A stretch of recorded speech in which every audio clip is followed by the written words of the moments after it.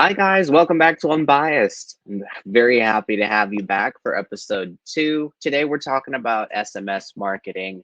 Um, it's going to be tons of fun. We've got lots of great stuff for you guys today.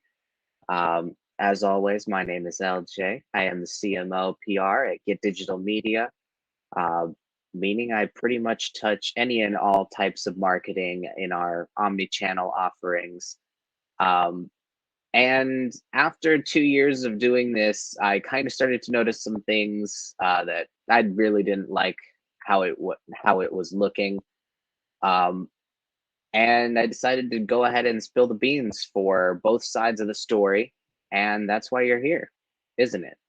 So really, let's just jump into it because there's not a whole lot of extra introductions that I'd like to do today since it is just me. Once again, if you do want to add yourself as a guest on our podcast, I would greatly appreciate someone to talk to, and as well to hear your POV, if you will. Um, so let's talk into this. So, I mean, we kind of got to start off with just a really general question. What is SMS? What is SMS marketing? And well, really, let's just talk in general, very simple terms. SMS marketing means I sent you a text message trying to get you to do something. So, what then SMS marketing really falls under, I really would file this one under continued awareness, and retargeting of your existing lists. So really, it's more of a towards the bottom of the funnel. You'll see more SMS marketing going on.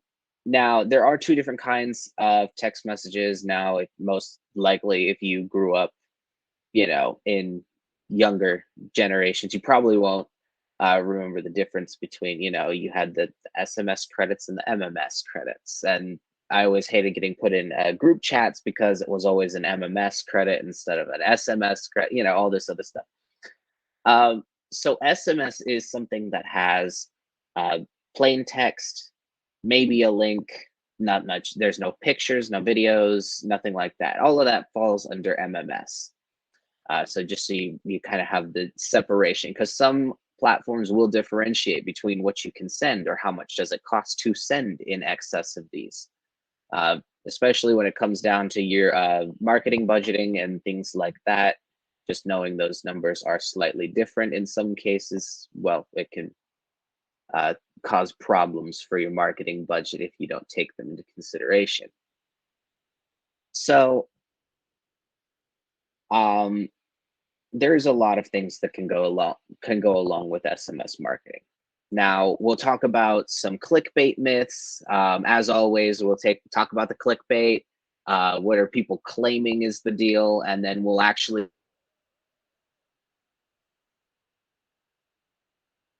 kind of break it down and go by the numbers with the clickbait. Was it actually clickbait or not this time? And of course, we will wrap this up with the best practices. I actually got a lot of emails last time about the best practices area of our, well, not just the podcast, but also on the blog itself. I'm very happy to see that people are actually enjoying these tips that I'm taking the time to put together, which gives me more motivation to put together more tips.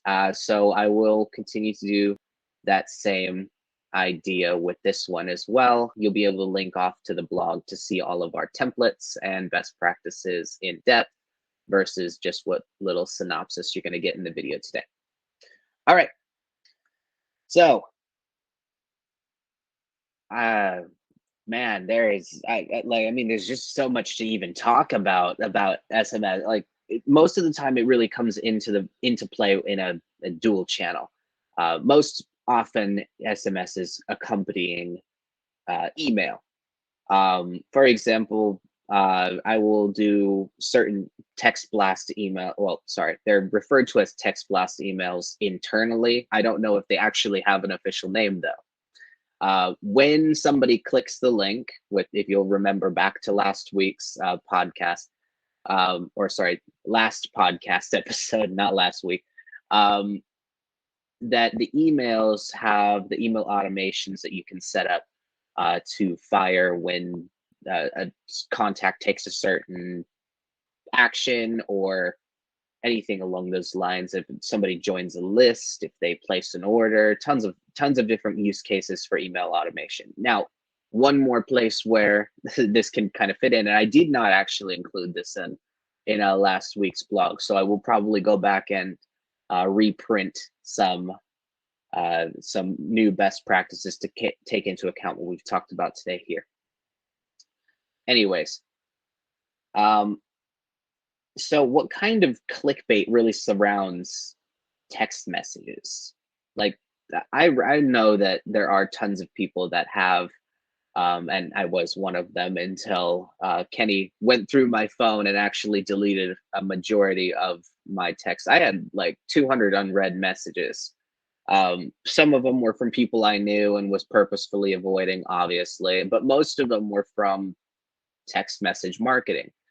The text messages can really fall into two different categories. Now, a lot of the times I hear people say, well, I don't want to use text messages because it's a little weird. Well, I just have to say, if they've given you your phone number, what were you planning on doing with that information? Calling them? I would say that calling somebody is much more intrusive than sending a text message, but I digress. So no one trusts SMS. I hear that all the time. Like, it kind of is ridiculous how often that comes through. That's probably the biggest clickbait myth that is going to be on our list today. Like, no one trusts SMS. In fact, the numbers actually state quite the contrary. Quite a lot of people trust SMS because there's only a couple of ways for somebody to have gotten your number. Either you've opted in, you've with a keyword, text word to 555-555, all of those, or to have made a purchase with them already. And those are the really only two ways to receive text message marketing. Now, of course, there is, cold text messages, which I absolutely, that is one place where I'm pretty harsh. You'll hear me say it, it's not black and white, but that is black and white. I really do not do any sort of cold text messages. I may accompany a call with a text message, so I guess that could be cold, but it's not really, the same nature as a cold email where there's no opt-in, there's no really permission. It's just sending something, hoping for the best. Not the case here. So another thing that I hear a lot, not even just in this context, but also in other contexts of blogging, that short form content doesn't actually convert anything. And this is really funny to me because I know that email has, if you'll recall back, 4,200% ROI on average. So thinking that a bit of short form content that even like email is short form content technically. And if that doesn't convert, then why is the ROI so high?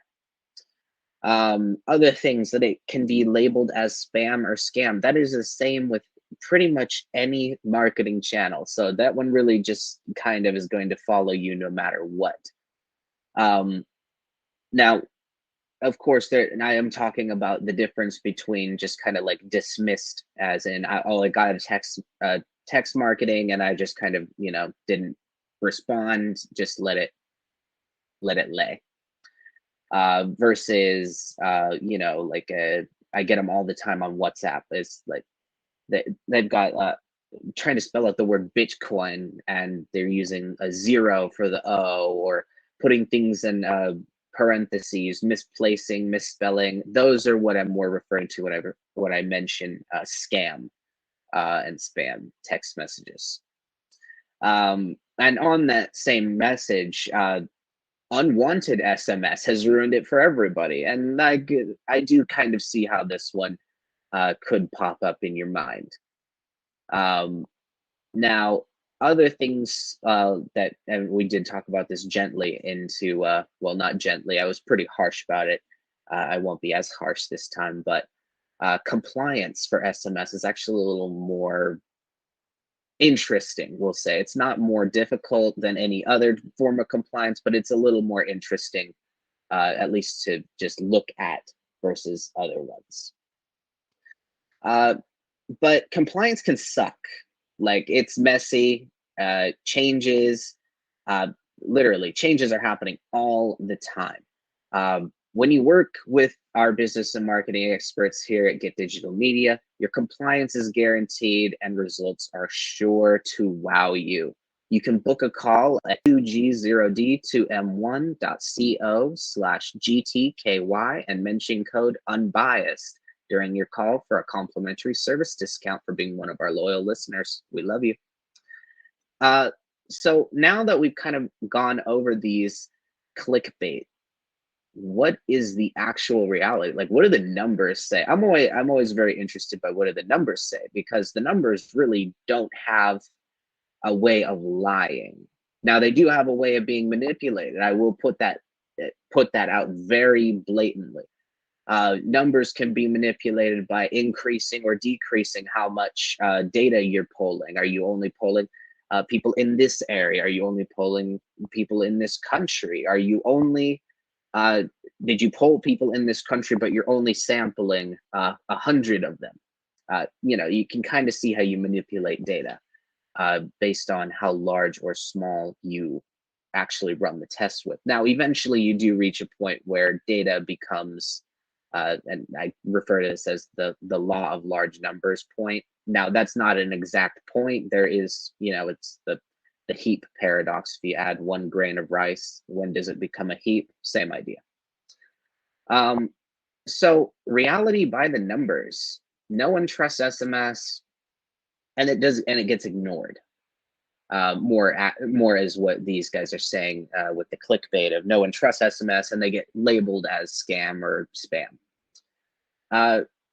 So actually, a rather large percentage, 90% of text messages are opened in the first couple of minutes. So the first 3 to 4 minutes account for 90+% of all of the total SMS opens. Now, so that sorry, I'm trying to pull my source. I'm sorry. I thought I had my source all pulled up. I apologize. According to alertsolutions.com, 90% of text messages are read within 3 minutes of delivery. So that goes crazy. That goes crazy hard. So it's well, really, it really goes weird. Really goes sideways really quickly. So another thing that is being put out is this average conversion rate for SMS. So now it's going to differ. Like, I will just put that out. It will differ based on what kind of marketing channel it is. What is your conversion rate? Your conversion rate for a cold email usually lies between 1.5% and 3%. That's a pretty solid range somewhere in there. But things like paid ads can convert on average at around 11% or more, honestly. So when we kind of hear the average, or sorry, when I hear the average conversion rate is 30% on SMS, of course I'm very piqued. I'm very interested in that. When an average is almost triple what the highest marketing channel that we've got down in the 11% range being paid ads, and of course that becomes a game all on its own. So 30% in conversion is literally, like I just said, almost 3 times as much. Now, another very interesting statistic that I picked up when I was doing my research around the web, trying to find more people to corroborate what I'm saying, because obviously you don't want to just take what I say at face value. Do your own research before you take what I say. But according to simpletexting.com, the average response time is 90 seconds for a text versus 90 minutes for an email. So very, very, very quick. Now, I also want to give you guys an insider's look. I have sent email campaigns many, many, many times. It's just something I do. So within a couple of minutes, I am still seeing a large percentage of our emails being opened. So most people have some sort of notification on for their email. I do not fall in that category because I would go crazy.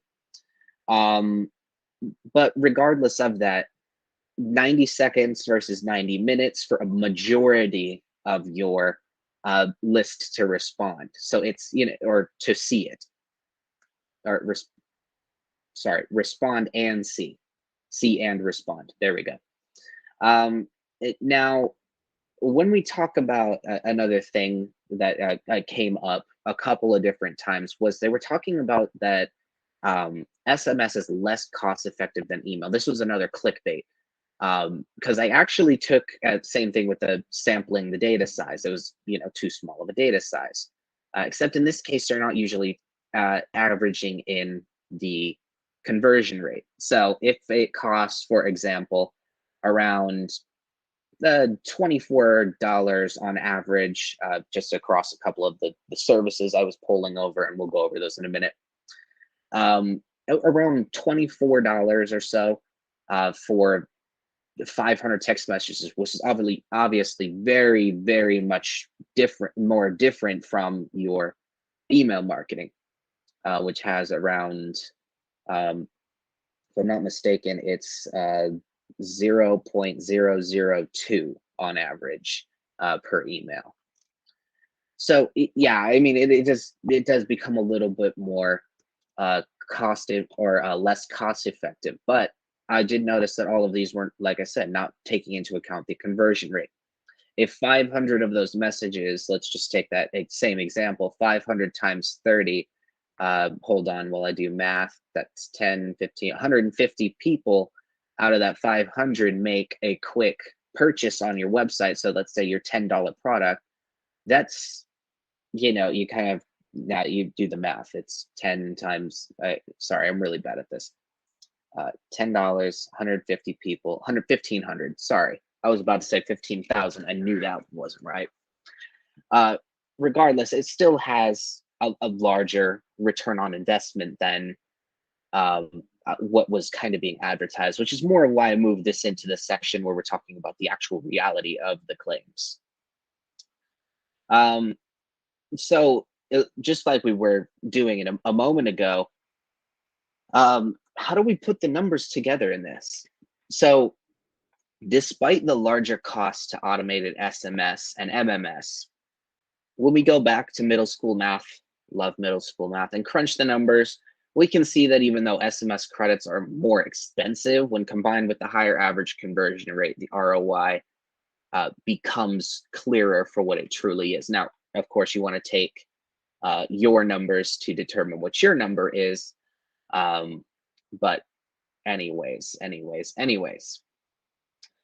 All right, so best practices. Now, this is where we kind of start to get into the conversation of where does it fit in the funnel?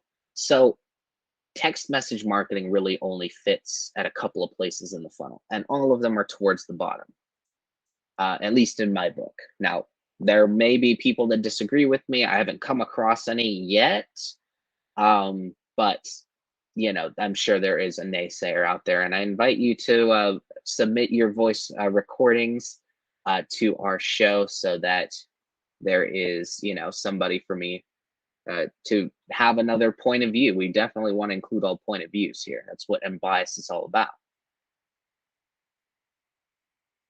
All right. So best practices, like I said, if it fits towards the bottom of the funnel. The only places where I really want to use SMS marketing is in conjunction with an email campaign, like I said before, and also to hit them with a double, if you will. So if I'm calling, I also want to text. If I am emailing, I also want to text. If they respond to an ad, I also want to text. If they're booking a meeting, I also want to send a text.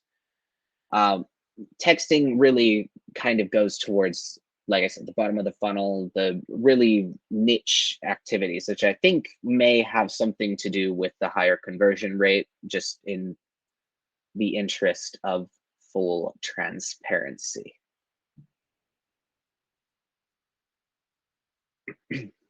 SMS as like it's so powerful. Like, I mean, it really is a powerful marketing channel. And a lot of the times it doesn't really get the props that it deserves. It's not as, sexy as paid ads, or in my case, it's not as sexy as email marketing. Um, and it definitely doesn't have the same ROI as some of the others, especially long term, such as blogging, which can continue to return leads and new clients for years after it's been written. So the most common way you're going to be using this is with your SMS marketing. So I will briefly touch on the other use case scenarios. So somebody places an order, your order has shipped. We've got your order. Your order is ready. Thank you, or your order's been delivered. Leave us a review. There we go. There's like your kind of the use cases for it in the ordering field. Now, when it comes to actually doing it with your booking of meetings and consultations and things to that nature, sending out a text message 24, 48 hours before the meeting, obviously if you're able to. If it's a shorter meeting, that's not really an option. But also sending out a text message a couple of hours before the meeting actually begins. Just, hey, reminder, I've sent the information to your email on how to join, or I will see you later for those of you that work in person. The Zoom link will be in your inbox 15 minutes before. Don't miss it. But however that may look for you. All right. So how does SMS marketing fit into an email marketing strategy? So SMS marketing is very different from email marketing. It shares some similarities that make it complementary, would be the best word. As with most marketing strategies, they are all complementary to one another. They all work in tandem. No one is more important than the other. Usually. Now, that all does depend on context, what your brand and audience. There you go. Brand and audience is going to boil down to those. So email and text messaging lets you, with the automations that can be established between the two, and we'll talk about which have the best integration in between. So both channels offer two-way communication versus paid ads is more of just like, here you go, here you go, here you go, here you go. Oh, now you're interested? Then we go. Text messaging has for short-term, time-sensitive stuff, like I said, appointment reminders to last-minute sales, or don't miss our sale, reactivation. Now you can use while you're using the email to send longer form content, or trying to get more motivated, would be the word, more motivated buyers. SMS can be used to activate those ones that have already taken action but needed a little push. So here was an interesting statistic that I pulled out of Constant Contact. 60% of consumers are now accessing emails with a mobile device. So the combination of SMS plus email, both being on the mobile device, it could just kind of give you this to where almost both channels not merge. They make a baby. There we go. They make a baby, and they have an amazing one that works on your mobile device, between email, SMS, and then of course whatever goes on with your social media, your videos, and anything else that you do there. So SMS marketing works fun.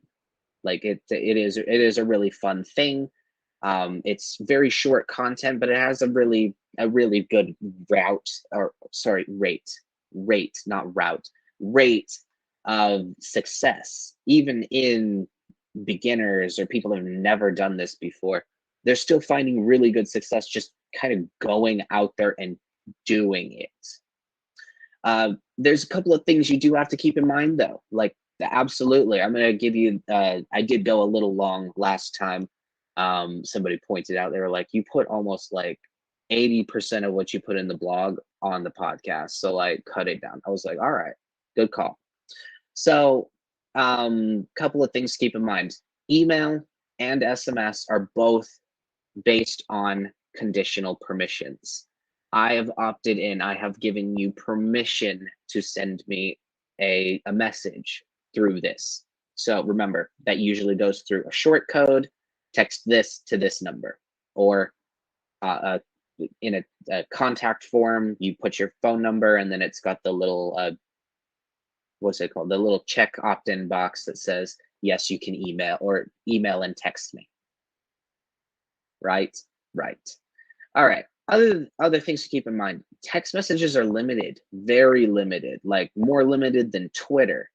They're limited to 160 characters. So some people will have multiple texts that go out, one text, and then here's a second text, here's a third text, fourth text, fifth text, just to get their message across, and they'll, write a long form letter. Most people, and I did go across a couple, Constant Contact, Drips, a couple that were on Capterra, like Sendable, Twilio, what was the other one? Sender, ZipWhip, Easy Texting, and a couple of other ones. They were all pretty much the same, in agreement on this, that you don't want to do that. So I'm going to go ahead and align myself with that. That is, I definitely don't want to send multiple, so keep it under 160 characters. So with that in mind, using something like Short.io, and if you are friends with me, you know that I promote that son of a bitch like so much, to get the branded short links in your branding, just like a Bitly, except it's yours. So let's see, other things that we need to keep in mind and do little best practices. You want to be very direct. So you want to make sure that they understand what is the option. So think about everything in SMS as being short, choppy, direct. There's no time for fluff piece. You can't put fluff in 160 characters. So the same way that you are trying to get people to opt in to your SMS marketing should be that same style. Short, quick, big promises. Get 20%. Catch the latest sale. Get early access. Very powerful, punchy stuff. If you really, really need to look, I strongly suggest, what's his name? Jeff Bullis as a model some of his headlines, and you can get some really good people to opt into your list. The other thing that you want to talk about, or sorry, not talk about, take into account, my God, something's wrong with my voice today. So you want to find the right frequency. Same thing with your emails. You don't want to send an email every single day. Now, sometimes if you get somebody down to the bottom of your email marketing funnel, they need an email every single day. That might be the same case for your SMS marketing, but you do have to find the right frequency. So most people agree, don't text more than 1 to 2 times per week or so, just to make sure that it doesn't get too hectic. Now, there are some where there's even an SMS campaign where I'm enrolled into. Now it's through the local dispensary, so they send me an offer every single day. That's great. I love them. So the other thing to keep in mind, and this is always to just kind of keep this in the back of your mind. Most of them will be read within 5 minutes. So, A, make sure that you are very careful about what you send, because within 5 minutes, your entire contact list, if you put out a misprint or something like that, make sure that you resend really quick. That's why if you do see an error on text message marketing, usually you'll see a recension within a couple of minutes. There are many creative outlets that you can do with SMS marketing. Send your list a happy birthday message, an anniversary message, same things that you did with your email marketing. Those same occasions can be used for SMS. They're just less common. So the best ways to do, let's talk about two different kinds of messages that work exponentially, and then we'll kind of wrap up a couple of other little topics in SMS marketing before we go for the day. So, two main different kinds of offers that I've found to be extremely effective is the blog traffic. Now, this one always works. You start with a short form piece of content, hook them in, and then, of course, if they've expressed interest in the short form content, they're going to go and enjoy the long form content more thoroughly than somebody just stumbling across your blog and say their timeline or whatever those things are called, news feeds. And then other things for like let's say a limited time offer for e-commerce. So hey, we're having flash sale 24 hours from now, 10% off in our store, 50% off in our store. I don't care. It doesn't really matter. You come up with your own marketing campaigns. Or you can hire a Get Digital Media marketing expert to run expert run campaigns with the highest quality and the best results all for you. Once again, visit 2G0D2M1.co/GTKY and mention code Unbiased for a complimentary service discount. All right. And then the final real use case, and this one specifically applies to the restaurant industry and people that have in-person stores. Show this text message to your waitress, your waiter, for I don't know, a free appetizer, 10% off your order, some sort of incentivization to get them inside the door. All right. So those are the three most important use cases, I will say. Now, of course, those are not the only use cases. As I said, you will have to go to the blog you will really have to go to to go take a look and see all of those best practices.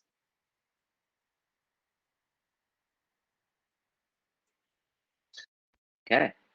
So without further ado, it is time to talk a little bit about our verdict.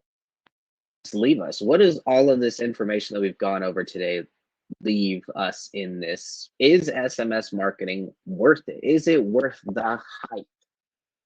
Or is it bust?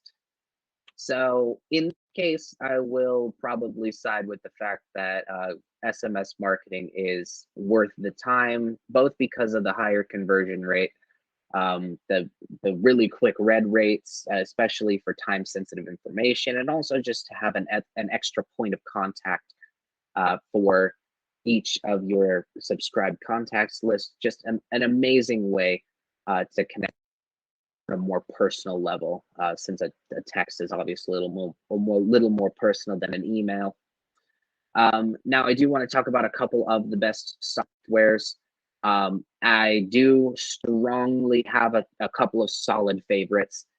Definitely the Drips. That is, sorry, not Drips. I apologize, everybody. And let's see, the next one that I would probably recommend would be Twilio, absolutely, for just the fact that it can integrate everywhere, just about. Like, I've seen very few places that offer phone calling capabilities that don't integrate with Twilio. Another one would be Sendable. sendable, it really doesn't just extend onto SMS. That one also kind of extends into other places, and you'll hear it pop up more than once. Easy texting, absolutely amazing piece of software. My personal favorite is definitely going to be Drip, Twilio, and then a third favorite is definitely going to be Attentive Mobile.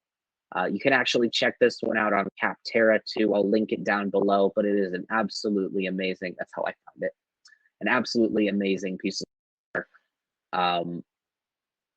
And it really does do incredible results. And as your reminder, you can book a call with either myself or one of our other business marketing or sales experts. Visit us at www.getdigitalmedia.us, or if you'd like to bypass the website and just book a call, you can visit 2G0D2M1.gtky and Unbiased for your discount. With love and light, I'll see you guys next week. Namaste.